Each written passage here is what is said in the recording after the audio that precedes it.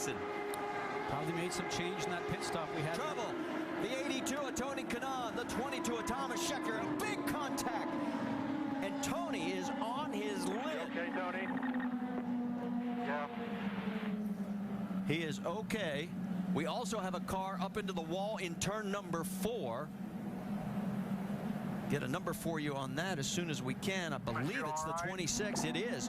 So there is Marco Andretti with heavy damage on his right front suspension. So we just go back to green flag racing. And our 4th caution is the worst of the bunch.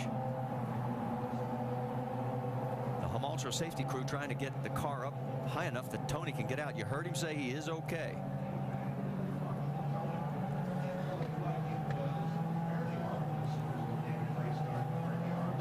Kanaan coming off that 5th place finish last week at Mid-Ohio, 4th at Edmonton, and of course the last time we were on the ovals he finished 2nd at Iowa. And there is Tomas Scheckter as he is climbed out. Remember, he had the great start at the race, picked up like 12 positions through the course of those first 2 quick yellows as he really got aggressive on the high line on the restarts. Then we think his car probably started to go away on him, and he had not been quick ever since that time. So now we see the 82 machine of Tony Kanaan being turned over, and he'll get a chance to unbuckle and hopefully pop out of the cockpit. This is the nice thing about this series, Marty, is that they are there very quickly. I had it when I drove all those years, that if you do have an incident, that you know the guys that know you best are there usually under 10 seconds to help and assist you when you've had a crash. Well, I always remember the story you tell when you had your back injury down in Brazil, and you were looking up at a guy and you knew exactly who he was. Well, it was Dr. Terry Trammell, who you see back there also. There was my brother also. He's a director of medical services. Overall, as a driver, you just feel very trustworthy that the best guys are there that know everything about you. Well, there's no doubt Tony Kanaan is the most physically fit of the drivers in, and no one will argue that point, and he is out and walking to the vehicle. We'll take it back. Here's a replay. Oh, Tony on the low side, and then what's ended up happening with Marco, he ends up just getting squeezed from Tomas Scheckter, the 22 machine, on the right-hand side, and so he ends up then getting into Tony, which then starts all this off, and that's why you saw the right front suspension damage on the 26 sample machine of Marco Andretti. And there's no safer barrier on that inside portion of the wall, but thank goodness those tires were there. That absorbed a lot of that shock.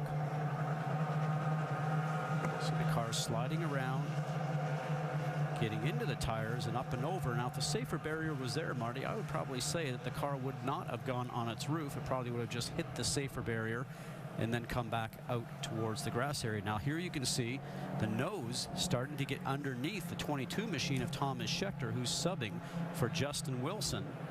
And then it comes back down, and then when it gets into the tires, both cars, just the angle of the 82 machine of Tony Kanaan just gets caught and ends up turning over. Well, we're going to go side by side as they continue the cleanup here on our 4th caution, and we are at halfway, lap 113, so this race is official now here at New Hampshire. In the 1960s, change was on the horizon. A new breed of woman was coming of age, the glamorous, adventurous Pan Am stewardess. Buckle up, adventure calls. ABC's Pan Am taking flight Sundays this fall on ABC. Under our 4th caution, after multiple cars, 3 of them get involved. The worst of it was Tony Kanaan and Tomas Scheckter. Let's take one more look at this.